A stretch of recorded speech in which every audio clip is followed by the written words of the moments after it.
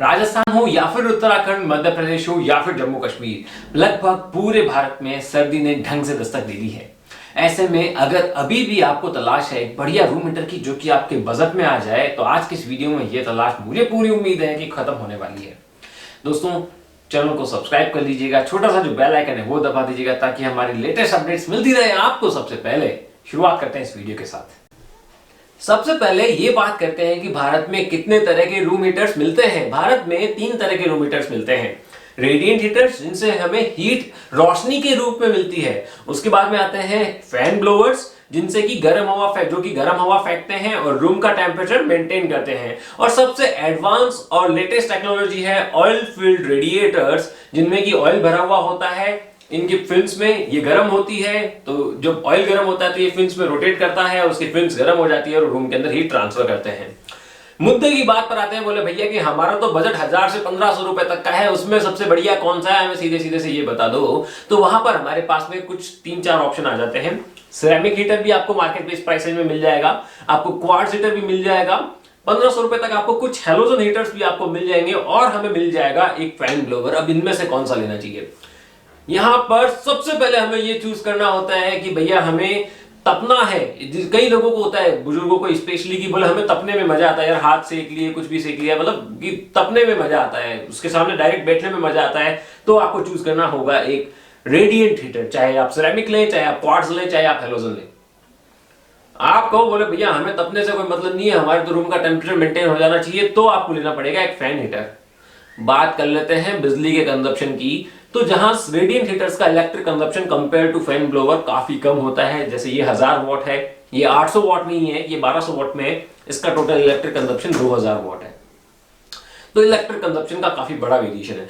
लेकिन अगर सेफ्टी को भी अगर हम ध्यान में रखें, तो जो रेडिएंट हीटर्स होते हैं ये थोड़े से अनसेफ होते हैं कि अगर आपके घर में किड है, कोई चाइल्ड है या फिर पेट है, तो वो अगर इसके डायरेक्ट अगर हाथ लगाता है तो थोड़ा सा अनसेफ होता है।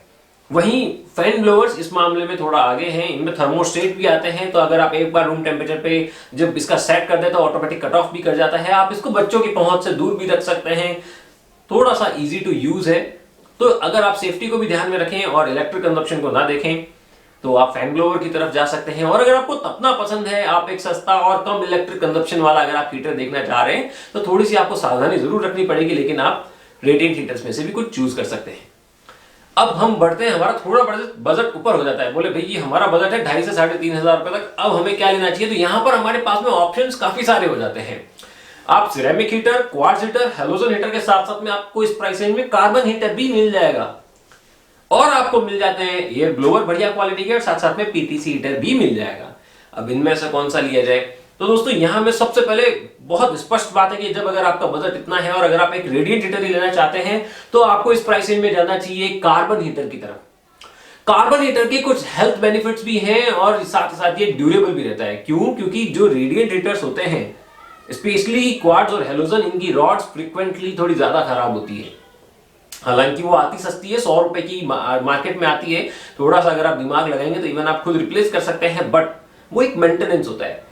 उसी तरह से अगर मैं कंपेयर करूं कार्बन हीटर को, तो इसकी रॉड की लाइफ ज्यादा है, साथ साथ हेल्थ बेनिफिट, जैसे कि एक तो इससे क्या होता है, इंफ्रारेड हीट निकलती है, तो ये हीलिंग का भी काम करती है। कि अगर जैसे कुछ कई लोगों को अगर जॉइंट्स में पेन होता है या कहीं पे भी पेन है, हड्डियों में पेन है, सूजन वगैरह है, तो वहां पे ये हीलिंग का भी काम करती है, इसमें रिलीफ भी मिलता है।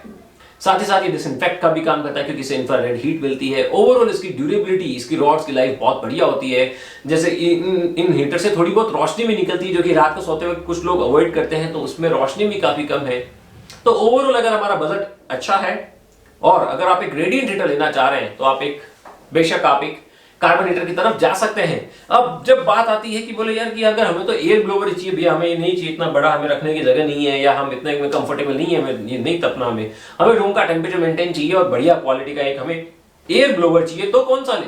तो यहां पर हमारे पास में 2 ऑप्शन आ जाते हैं। बढ़िया क्वालिटी का एक फैन हीटर भी आ जाएगा और एक पीटीसी हीटर भी आ जाएगा। पीटीसी हीटर की फुल फॉर्म है पॉजिटिव टेम्परेचर कोएफिशिएंट हीटर। अब पीटीसी हीटर में बेसिकली दोस्तों हल्की सी, या मैं कह सकता हूं कि compare to air blower, oxygen कम बर्न होती है, तो वो हमारे लिए बेहद फायदेमंद है, और थोड़ा सा इस पर सफोकेशन भी कम होता है। तो अगर आपका बजट एक अच्छा 2500 से 3500 रुपए तक का है, तो आप बेशक आप पीटीसी हीटर की तरफ जा सकते हैं, अगर आप एक फैन हीटर अगर आप देख रहे हैं तो। बात आती है कि यार जब हमारा बजट तो 2,500 से 3,500 रुपए की रेंज का है, तो पीटीसी हीटर और कार्बन हीटर में से हमें कौन सा चूज करना चाहिए? तो सबसे पहले यहाँ पे इलेक्ट्रिक कंजप्शन की अगर हम बात करें तो पीटीसी हीटर का एक इलेक्ट्रिक कंजप्शन होता है 2000 वॉट, वहीं कार्बन हीटर का जनरली होता है 800 से 1200 वॉट। तो इलेक्ट्रिक कंजप्शन के मामले में कार्बन हीटर थोड़ा सा कॉस्ट इफेक्टिव है। साथ ही साथ अब यहां पर भी मेन वही वो पहले वाली बात आ जाती है कि बोले भाई आपको आपका पर्पस आपको डिसाइड करना होगा कि आपको रूम टेम्परेचर मेंटेन करना है या फिर आपको तपना है। अगर आपका तपने का है तो आप कार्बन हीटर की तरफ जा सकते हैं, और अगर आपको रूम टेम्परेचर मेंटेन करना है तो आप पीटीसी हीटर की तरफ जा सकते हैं। वैसे 19-20 की अगर मैं बात करूं कि थोड़ा सा जो फर्क आएगा वो पीटीसी हीटर के अंदर ऑक्सीजन कम बर्न होगी और सफोकेशन भी कंपेयर टू रेडिएंट हीटर थोड़ा कम होगा। अब हमारा बजट बढ़ गया, अब हमारा बजट हो जाता है 5,000 या फिर उससे ऊपर। हमारा बजट 5,000 या फिर उससे ऊपर का है, तो फिर हमें जाना है ऑयल हीटर की तरफ। ऑयल हीटर दोस्तों सबसे लेटेस्ट और सबसे एडवांस टेक्नोलॉजी है। ना तो यहां पर कोई ऑक्सीजन बर्न होती है, ना किसी तरह का सफोकेशन होता है। जिस तरह से नेचुरल हीट रहती है, नेचुरल हीट हमारे मतलब जैसे गर्मियों में जो नॉर्मल जो एटमॉस्फेयर रहता है वैसा हमें एटमॉस्फेयर महसूस होता है एक ऑयल हीटर में। इसकी प्राइस रेंज की अगर मैं बात करूं तो एक अच्छा ऑयल हीटर आपको लगभग 6,000 से स्टार्ट होकर और लगभग आपको 12-13 हजार रुपए तक कुछ बेस्ट ब्रांडेड ऑयल हीटर्स आपको मिलेंगे। ऑयल हीटर में क्वालिटी की अगर मैं बात करूं तो सबसे पहले चीज की जो इनकी जो फिन्स होती है उसमें जो ऑयल भरा हुआ उसकी ग्रेड। दूसरी चीज कि इनकी फिन्स की जो कितनी फिन्स का ऑयल हीटर है, आजकल मार्केट में 5 और 7 फिन्स के भी ऑयल हीटर अवेलेबल है, लेकिन 5 और 7 के बहुत छोटे एरिया मतलब लाइक अगर आप किचन में या फिर किसी छोटे केबिन में छोटी दुकान में यूज करना चाहे तो वहां आप कर सकते हैं, लेकिन आप बड़े रूम में नहीं कर सकते। तो कम से कम 9 से 11 फिन का आप एक ऑयल हीटर परचेज कर सकते हैं। इसके इलेक्ट्रिक कंजप्शन की अगर हम बात करें तो ऑयल हीटर हम मैक्सिमम जो इसका इलेक्ट्रिक कंजप्शन होता है 2500 वॉट से 2900 वॉट होता है, लेकिन आप इसको ऑपरेट 1000 वॉट से कर सकते हैं। तो एक कॉस्ट इफेक्टिव भी हो गया क्योंकि आप इसको 1000 वॉट से आप इसको ऑपरेट कर सकते हैं। साथ ही साथ ऑक्सीजन बर्न नहीं होती है, किसी तरह का सफोकेशन नहीं है, थर्मोस्टेट नॉब आती है, सेफ्टी फीचर्स भी काफी सारे आते हैं। तो अगर बजट का टेंशन नहीं है और वन टाइम इन्वेस्टमेंट में जाना है तो आप जा सकते हैं एक बढ़िया ऑयल हीटर की तरफ। और अगर आप बजट में काम करना चाह रहे हैं तो मैंने आपको काफी सारे ऑप्शंस दिए। हर प्राइस रेंज के अंदर कुछ बेस्ट हीटर्स की बाय लिंक नीचे डिस्क्रिप्शन में दे रहा हूं, जहां जाकर आप उनको परचेज करना चाहें तो जाकर आप कर सकते हैं। भारत में हाल ही में 15 फिन का ऑयल हीटर भी लॉन्च हुआ है जिसका मैंने अनबॉक्सिंग किया है, उसका भी लिंक नीचे डिस्क्रिप्शन में दे रहा हूं, जहां जाकर आप उसको देखना चाहें तो देख सकते हैं। और रूम हीटर में इन सब में क्या क्या फर्क होता है, इनके क्या फायदे और नुकसान है, उसका भी मैंने डिटेल में एक वीडियो बना रखा है, उसका भी लिंक नीचे डिस्क्रिप्शन में दे रहा हूं, जिसको अगर आप जाकर देखना चाहें तो देख सकते हैं। फिर भी अगर आपका कोई सवाल या फिर सुझाव हो नीचे कमेंट बॉक्स है उसका यूज कीजिए। मिलेंगे अगले वीडियो में। जय हिंद।